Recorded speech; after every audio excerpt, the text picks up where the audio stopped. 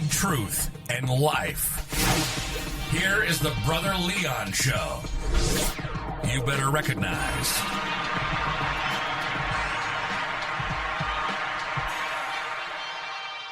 What's going on, listeners? This is your boy, Brother Leon, and you are tuning into another episode of the Brother Leon Show. So today, guys, I'm not going to lie, man. I'm glad that we're going to have a beautiful day today.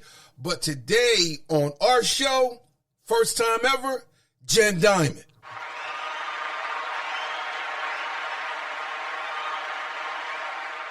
And so the one thing that I want you guys to understand is this, is that I want to give you guys content that is going to be definitely relatable to you. And so the interview today with Miss Diamond, she has a service, a music service that helps artists get their royalties.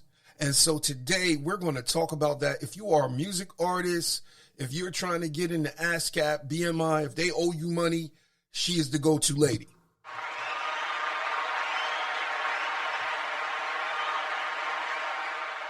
So, guys, we're getting ready to call Miss Diamond right now.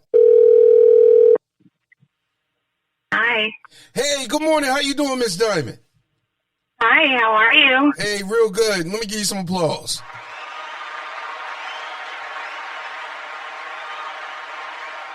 So I was just telling the listeners this morning, giving them an intro and everything and telling them how, you know, this interview is definitely going to be relatable to some people out here. If you are an artist, Jen Diamond is the woman that you need in your corner. That's the truth. There's so many songwriters and performers out there that have no idea the avenues of income that they could be chasing. Exactly. So I want to start off the first question. Who are you? Tell us who you are. I'm Jen Diamond Showalter. I've been working in the industry for about 20 years now, starting out in sample clearances. A friend of mine, actually, an old friend of mine, had been working in the field for some 15 years and recruited me. So I learned most of what I do through her, and I went out on my own in 2007. And since then, I've been doing sample clearances. I've been doing royalty recovery, and I've been doing administration for some publishing of some high-profile songwriters, artists, and producers. Wow, that is great. Let me give you some applause.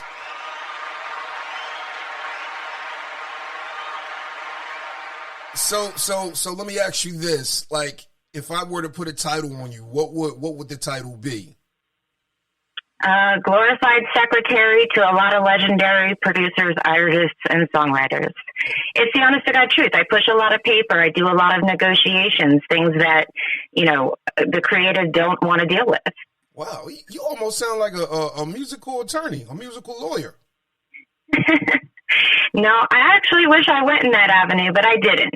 Okay. But there are people out there who want to bring things to me to look at, and I make each one of them sign a waiver that I do not practice law, but I don't mind looking things over and pointing them in the right direction before they sign something. Oh, okay. So let me ask you this. Is it just music alone? Do you deal with, anything else like writers or playwrights and so forth? Well, primarily who I work for are songwriters. Okay. Not necessarily producers and not necessarily performers. I have an eclectic repertoire of all three. But I think, honestly, is that they're all so very creative that that's what they need to be chasing. They don't need to be working on the paper pushing. They don't need to be working on the negotiations. And like I said before, there are so many out there that just don't know the avenues of income that they could be chasing that I handle for these people. Okay. So let me ask you this.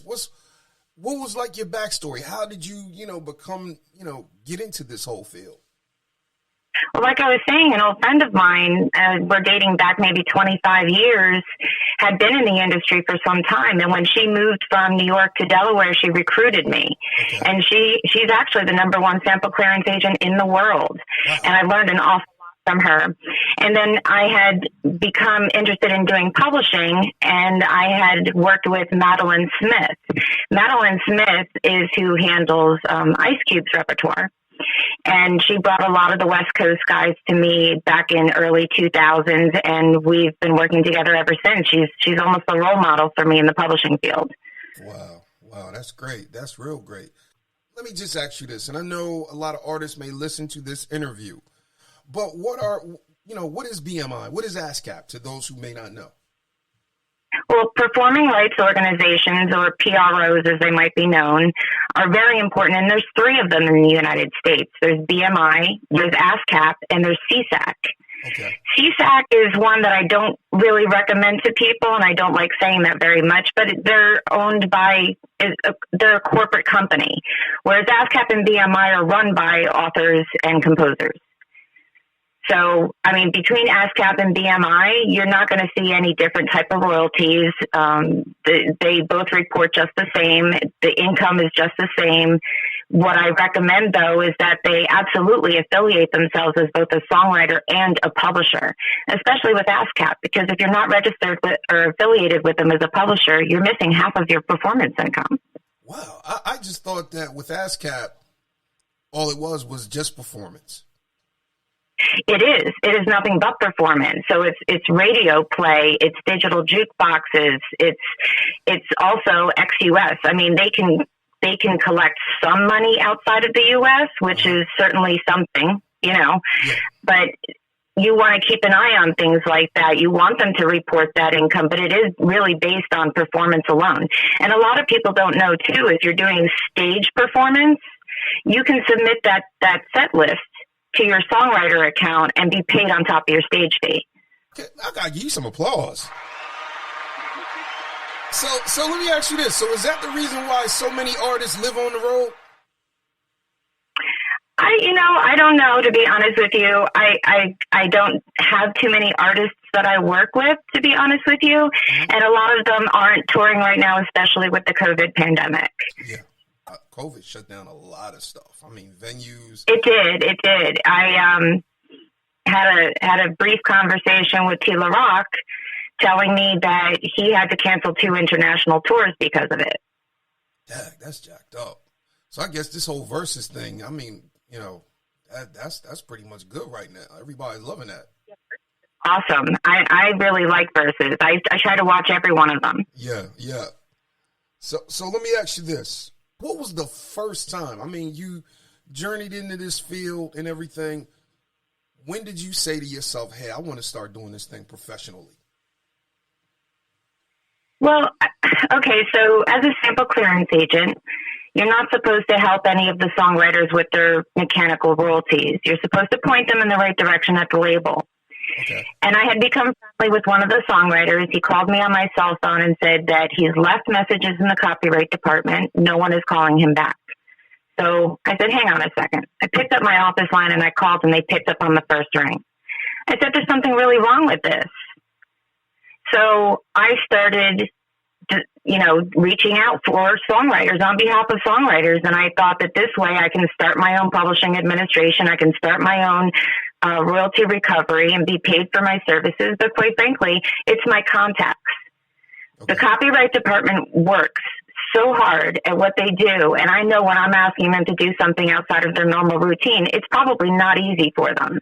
And I'm not going to lie. I send them cupcakes, I send them cookies, and I send them wine. Okay. Because I really appreciate their help.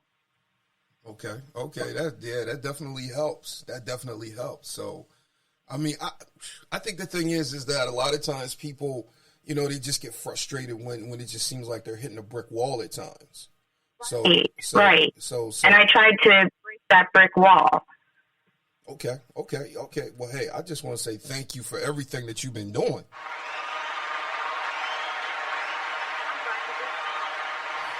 So let me ask you this. The Bible says that my people are destroyed for a lack of knowledge. What is the main thing? How is it that a lot of songwriters end up losing money at times, even artists? For one, I don't think they know all the paths of income to go after.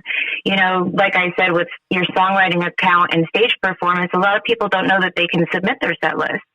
So there's an avenue they miss out on. Plus Sound Exchange, registering yourself at Sound Exchange is either a songwriter, a producer, or a performer is another avenue of income. And I want to see people succeed. And I think people just don't know. And education is really the key. Okay. All right. So let me ask you this. Have you ever, thought about maybe teaching this online or something like that? No. My creative talent is making sure that all of my clients are readily taken care of, that things are handled, all my T's are crossed, and my I's are dotted. Okay. All right. That's my creative talent. That's your creative. Okay. I ain't gonna mess with that. How does that musical clearance work? Well, it's strange. You pretty much have to break the law first to ask permission to use someone else's proprietary, or intellectual property, because you need to show them how it's going to be used. Okay. Not necessarily in a synchronization type of deal where they can write out what's going to be synced up to the music. But people are going to want to hear, if I want to use your song in mine, you're going to want to hear how I'm using it. Yeah. And a lot of people, like, say, a James Brown song, you're not allowed to have profanity in it. Okay. I didn't know that. Yeah. After he passed, actually, it was, I believe part of that had to do with Grand Theft Auto. Okay. Yeah, because he found out what the game was about and was very upset how his music was being used in it. So I know after his passing, they do not allow any profanity with sample clearances of James Brown's copyright.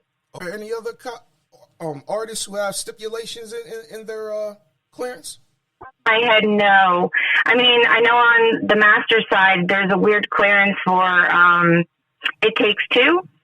It requires 2 master clearances because Lynn Collins' song is also needing clearance because there was a sample used in a sample. Wow. A sample used in a sample. So that's just a weird thing for me. It requires 2 master clearances, and I don't know any other master that requires that. Okay.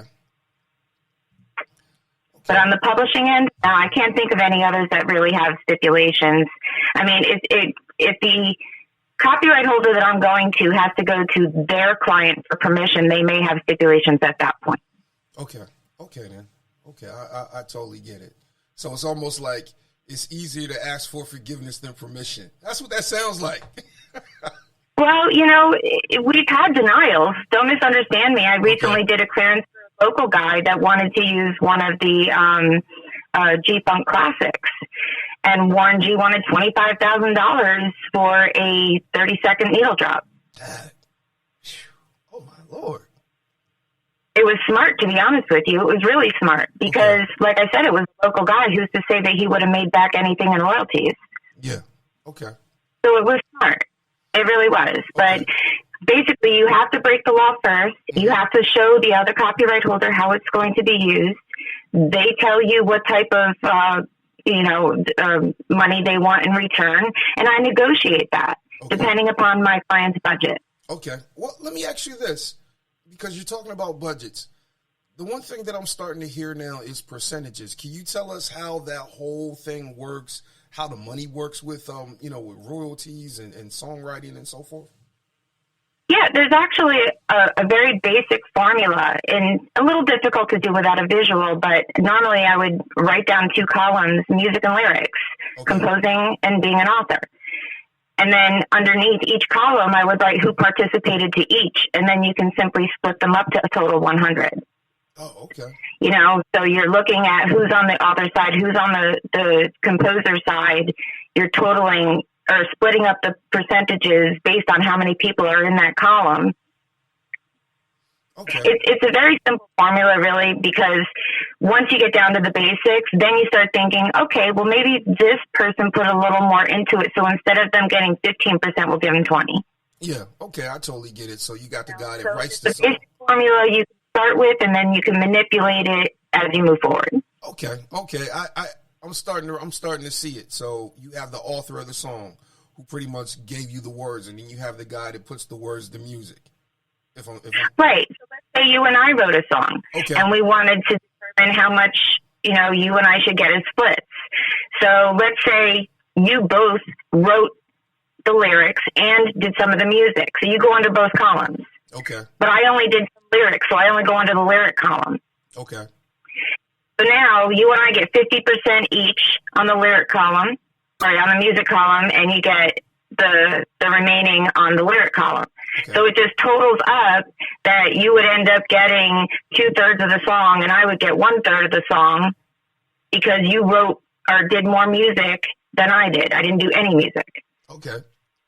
So let me ask you this. So it's almost like, okay, if you write, if you compose, you can get a lot of money, and then there's the performer.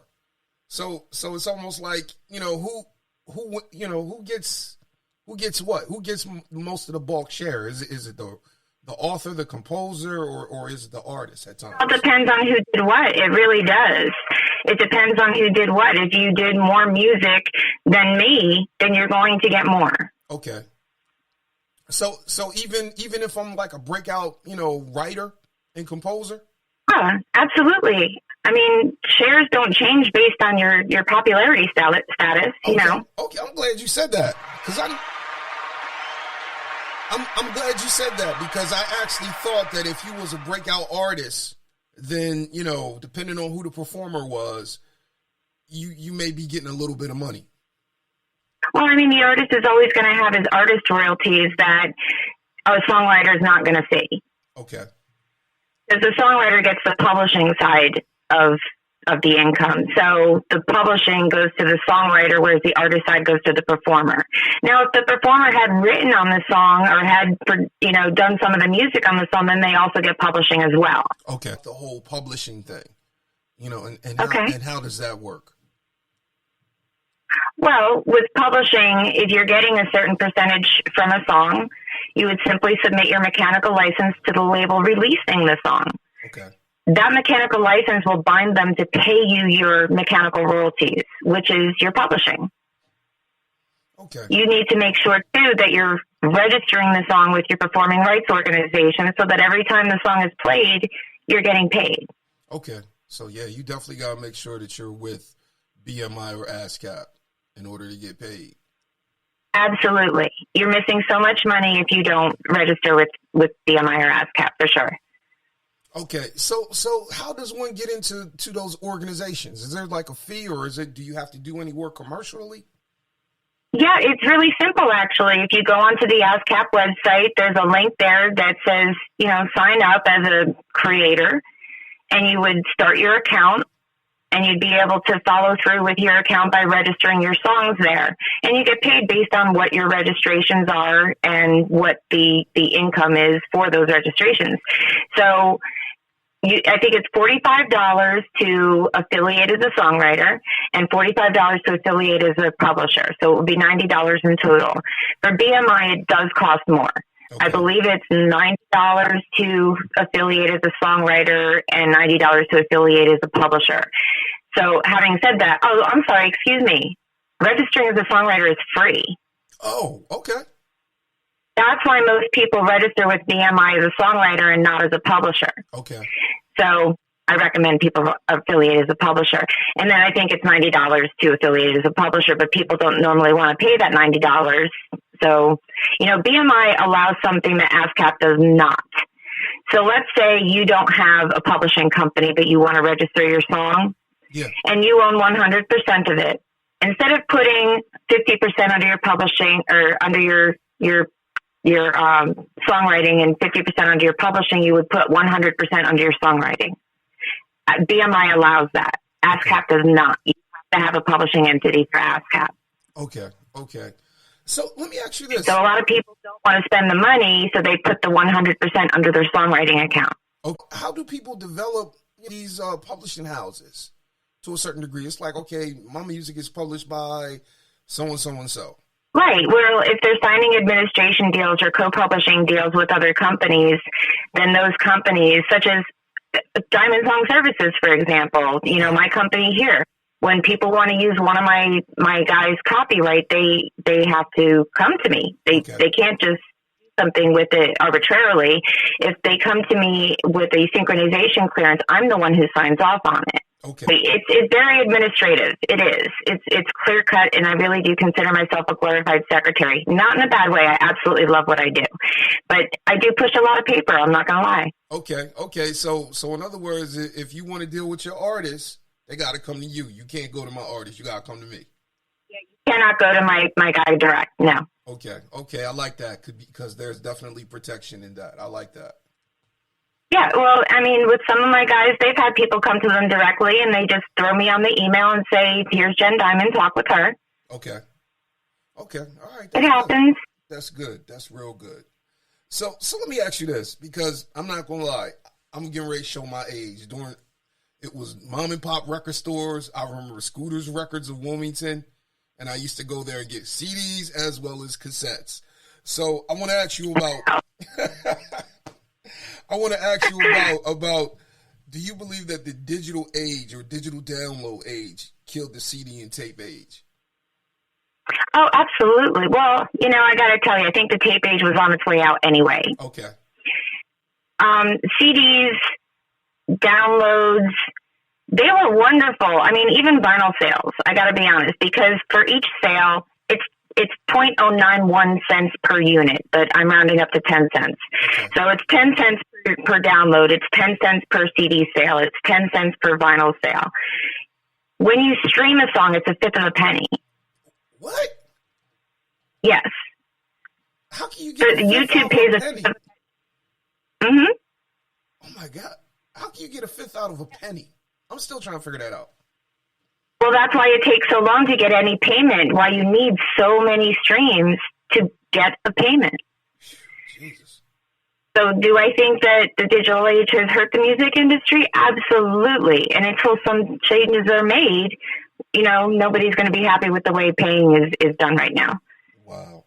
Oh my God. That's crazy. It's like, I'm still trying to fathom all of that. Like 10 cents for CDs, 10 cents for vinyl, but then a fifth of a penny on a download. But then a ringtone is 49 cents. Ringtones are 49 cents? Yeah, but who downloads ringtones anymore? Oh my God. So let me ask you, because it's crazy, because when I look at the fee of Apple, that's anywhere between $69 to $1.29 per song. God. Ooh. Yeah, crazy, right? Yeah, it is crazy. I mean, I know the Music Modernization Act is in force. I don't know what changes have been made, to be honest with you. I haven't kept up with it, but I know no changes have been made to streaming regulations. Okay, I totally get it now. Let me ask you this about samples, because I know can you tell us some of the myths surrounding samples? Because I know some people will say, oh yeah, you can use it for free if it's just 3 seconds. I'm like, nah. No. Okay. No, there's no law like that. In fact, I got into an argument with an artist over that who believed if you used, 3 seconds of a song, you were good.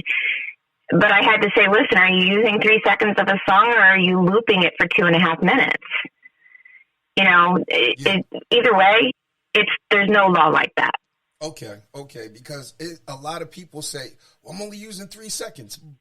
But like you just said, you're looping it, and it's 2.5 minutes. Yeah. Yep. Wow. Oh my God. And I think a lot of times that's what kills a lot of people, because it's myth versus fact versus truth, and what is the law? Okay. Right. Education is key. Really, it is. Yeah. Let me ask you this: who's the best to work with? Is it big labels or independents? Honestly, I like the big labels because I know routinely how they work. Okay. So I know if I submit for payment out of cycle, I know it's going to take 2 weeks to cut a check. I know that I know their routine. I know their procedures. It's just easy to follow. Whereas with an independent label, I have to find out who I'm talking to. Like, I don't know people. So I have to find out who I'm supposed to talk to, and once I do, who gets the mechanical license, and once I do, who makes the payment, and it's just a little tougher. Okay. So with big labels, it's just, it's the routine. It's easier. It's a smoother flow. Well, I've been dealing with the big labels for 20 years, so, I know their practices. Okay, so let me ask you this. I mean, I know this is not part of the question. Which label is easier to work with? Warner. Okay. All right. Absolutely. Warner Brothers is really great to work with. Okay. I have never had an issue with Warner Music Group. I have never had, as a matter of fact, we have a pre-negotiated mechanical license. So I know when I submit my mechanical license, it's going to be turned around rather quickly. Okay, that's great. That's real good.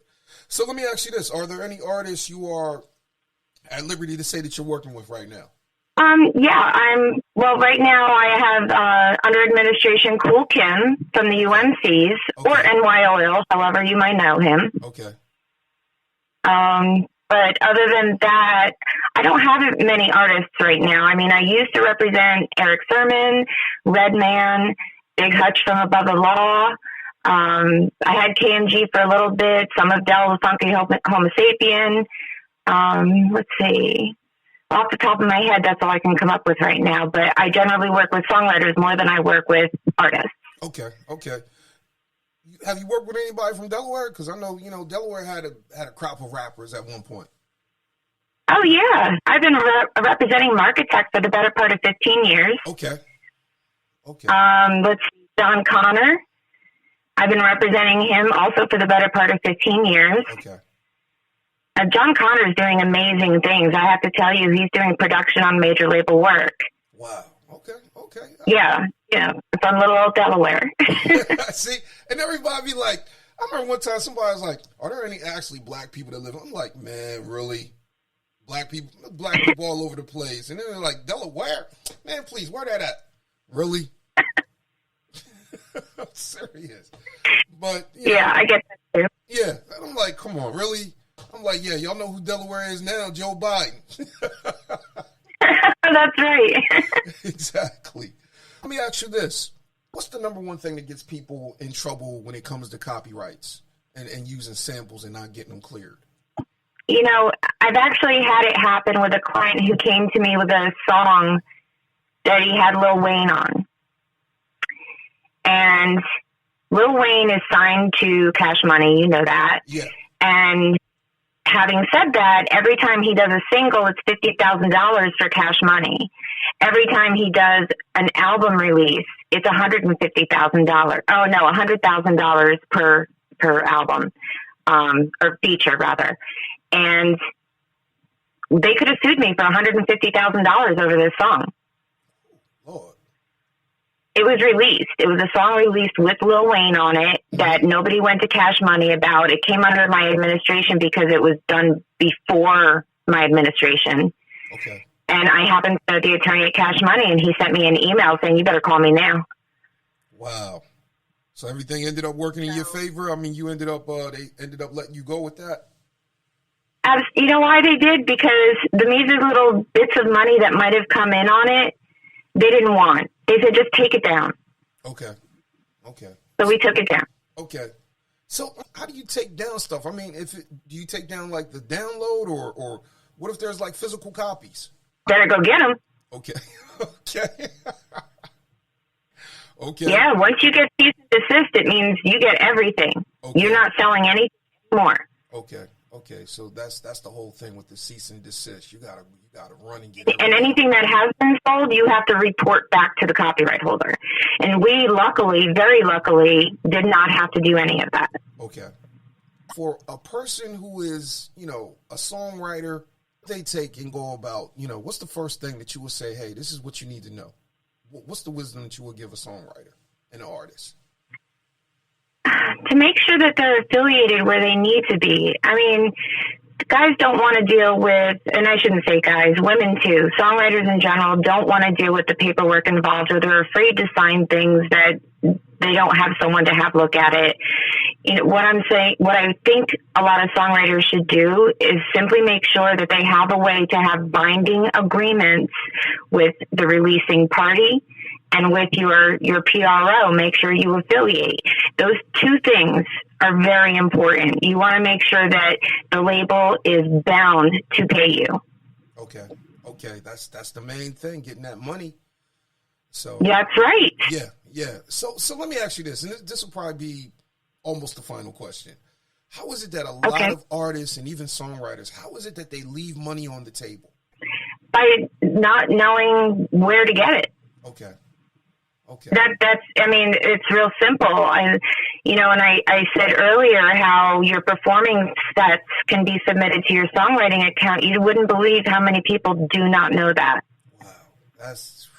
Well, education is where it's at. And listen, I offer consultation as well. For any songwriter that needs help in being pointed in the right direction, I do offer that. Okay. You get applause on that one because, yeah, everybody needs that consultation. Everybody needs that consultation because it's like, hey, Yeah. you could potentially, you know, have a number one song that could be played all over the place, but if you're not educated on, okay, how do I get my royalties? How do I get this? You could be missing out on a whole lot of stuff. That's absolutely right. And there's a statute of limitations on these things. For performing rights, it's 2 years. 2 years? 2 years. There's a statute of limitations that if you don't register the song, and, you know, if you register the song late, you're only going to get the money back 2 years. Wow, that's crazy. That's crazy. Yeah. Oh my God, that's Same crazy. thing with sample copyright. I mean, if it's not cleared properly from the time of finding out, it's a 3-year, I think, statute of limitations. You can go back on getting paid. So Ms. Diamond, let me ask you this. If I was an artist and I'm trying to find you, or if anybody wants to try to find you so they could have you work for them, how can they get a hold of you? All my social media is the same name. It's all Jennifer Diamond run together, but it's JENNEFER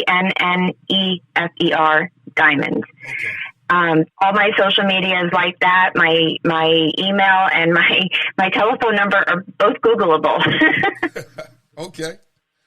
So you definitely easy access. I am. I'm here for anybody who wants to call and set up a time to come see me. Hey, look, can you leave us some words of wisdom? Because I'm not going to lie, you have dropped some gems of knowledge today. Let me give you some applause.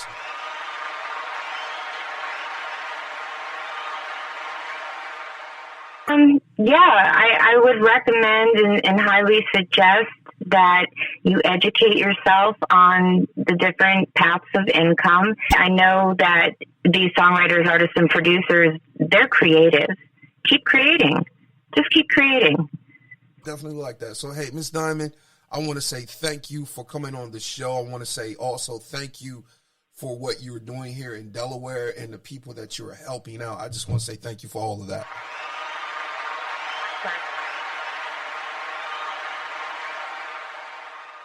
So, hey, you have yourself a blessed day. I so appreciate you. Thank you so much. You have a blessed day, too. All right. Bye. Bye. All right, guys, that was Jennifer Diamond.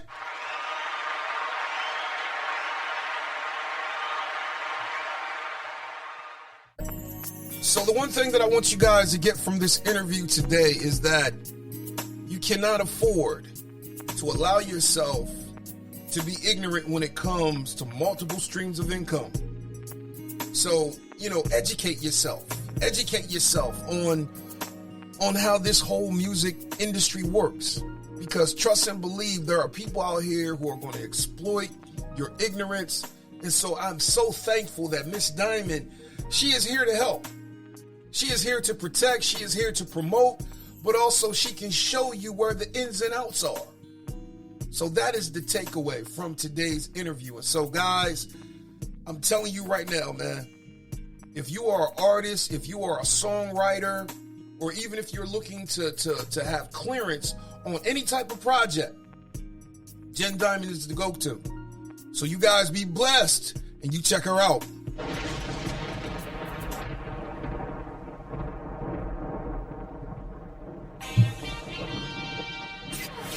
Walk in the truth that makes you free every day.